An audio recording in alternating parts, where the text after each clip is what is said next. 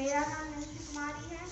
मैं उत्कर्मित मध्य विद्यालय में पढ़ती हूँ। उत्कर्मित मध्य विद्यालय प्रेमचंद नगर में वार्ड 1 में पढ़ती हूँ। मेरे पिताजी मजदूर हैं। अब जैसे मैंने आपको आगे बोला कि मैं ये हूँ, मैं वो बोलने आना तो क्यों भाई, तुम लोगों को क्या हो गया? एक लड़का खाली उठा, बाकी लोग क्या बोलते नहीं हो? घर में बात नहीं करते हो? या डर लगता है खड़ा होने में?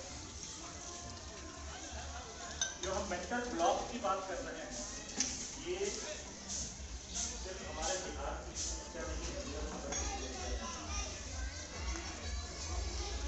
हम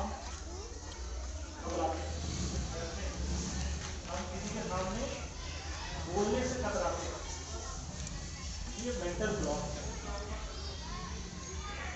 ये कैसा होता है कि हम पहले से सोच लेते हैं हम बोलेंगे तो हमारी आवाज़ ऐसी हो जाएगी या हमें लोग हमारे ऊपर हंसेंगे। नहीं, बिल्कुल नहीं।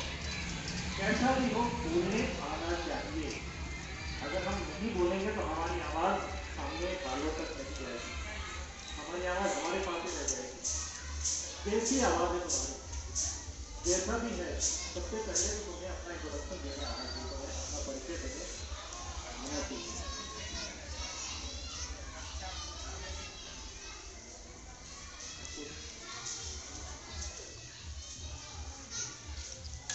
कहाँ ध्यान? मैं कुछ बोल रहा हूँ, क्या बोला अभी मैंने भी कुछ बातें बोली, सुनाई दिया? आवाज नहीं आ रही? ये बच्चा बोल रहा है कि इस वक्त आवाज नहीं आ रही मेरी। आवाज आ रही है नहीं? और सबको दिखता है, जितने भी लोग हैं ना, सब दिख रहा है। कोई मतलब सबको मैं अगर नजर नहीं भी डालू, लेकिन मुझे दिख जाता है कि उसका काम है कि नहीं, अपने आप दिखता है। जैसे इसका भी ध्यान भटक रहा है। इससे क्या होता है कि लड़कियां क्यों आगे रहती हैं? बहुत अफसोस हुआ मुझे देख करके कि एक लड़का खड़ा होता है इंट्रो के लिए और 30 लड़कियां खड़ी होती हैं। तो सोचने वाली बात, बैठ जाओ। क्या है, आज पढ़ लिख करके गांव की लड़कियां, लड़के जो मजदूर के बेटे हैं या जो बिल्कुल जिनके पास खाने के पैसे नहीं है, वो पढ़ लिख करके IAS बन रहे हैं, जजेस बन रहे हैं, बहुत सारी चीजें कर रहे हैं। लेकिन उसकी शुरुआत कहीं से तो हुई होगी। ठीक है, मैं इस चीज को मानता हूँ कि बहुत सारी चीजों का अभाव हमारे स्कूल में, हमारे घर में होता है। कई बार हमें खाना नहीं मिल पाता है टाइम से, हम भूखे रह जाते हैं। कई बार कई तरह की समस्याएं आती हैं। लेकिन अगर हम मान लें कि हमें कुछ बनना है, तो हम उन समस्याओं से लड़के बन जाते हैं। रास्ता हर जगह मिलता है। कहते हैं ना कि जहाँ चाह है वहाँ राह है। जब हम चाहेंगे ही नहीं, हम मुंडी ऐसा घुसा करके और कलम से जो है ना मिट्टी खोदते रहेंगे उस लड़के की तरफ, तो बहुत मुश्किल हो जाएगा। अगर वो लड़का देखता है कि हाँ इतनी लड़कियां उठी और कैसा बोल रही है, तो उसकी हिम्मत करके बोल सकता था। लेकिन उसने पहले ही सरेंडर कर दिया। तो कहते हैं कि पहले हमारी सोच बनती, तो हमारी सोच पहले बननी चाहिए कि हमें कुछ करना है। अब मुझे ये जानना है कि कितने बच्चों की सोच है कि पढ़ लिख करके कुछ करना है। हाथ उठाओ।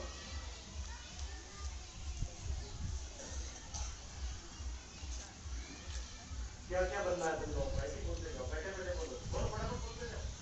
इंजीनियर, डॉक्टर, इंजीनियर, हाँ, पुलिस,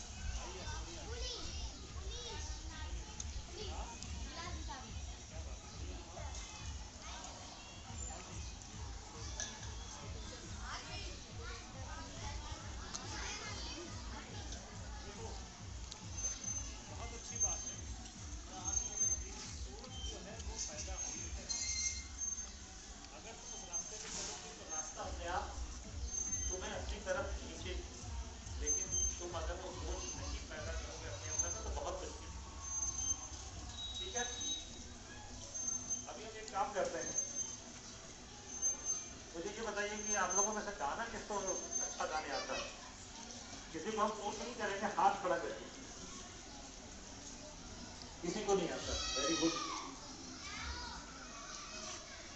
और कविता किसी को पढ़ने आता है? किसी को कोई कविता याद है? तो कई अरमान है, हम कुछ करके दिखलाएंगे, मरने वाली दुनिया में हम रोम नाम लिखाएंगे। जो लोग गरीब भिखारी है, जिस पर ना किसी की जान, हम उनको उम्मीद उनको गले लगाएंगे, हमको उनको सुखी बनाए। जो लोग हार कर बैठे हैं, उम्मीद मार कर बैठे हैं, उनके मुझे दिमागों में फिर से उत्साह जगाए। रोको मत आगे बढ़ने दो, आजादी के दीवाने, मातृभूमि की सेवा में अपना सर मातृभूमि की सेवा में अपना सर लगाएंगे। हम उन वीरों को बच्चे बधाई।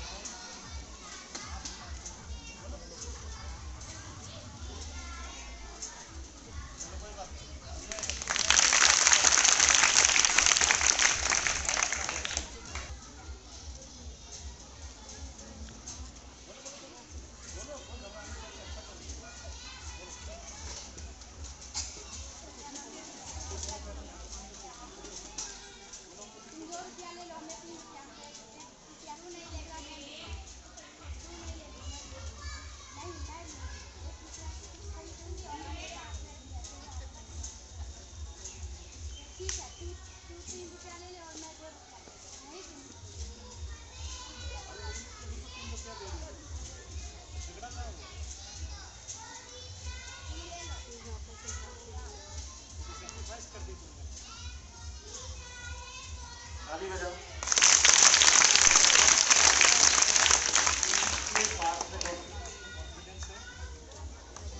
क्योंकि अभी पहली बार ऐसा कुछ हो रहा है तो घबराहट होती है। इनके शब्दों में क्लियरिटी थी, आवाज इनकी अच्छी है, अच्छे से क्या होता है ओ बालक करके रहते थे। क्योंकि जहाँ लोग सड़क के पास रहते थे वहाँ कोई ऐसा शेड नहीं था, और वहाँ कैसा होता है कि लोगों को शेड में जाने नहीं देते। वो लड़की रात में जो ट्यूब लाइट होती है ना, स्ट्रीट लाइट होती है, सड़क के किनारे पोल लगा होता है, यहाँ भी है ना, उसके नीचे बैठ करके वो पढ़ती थी।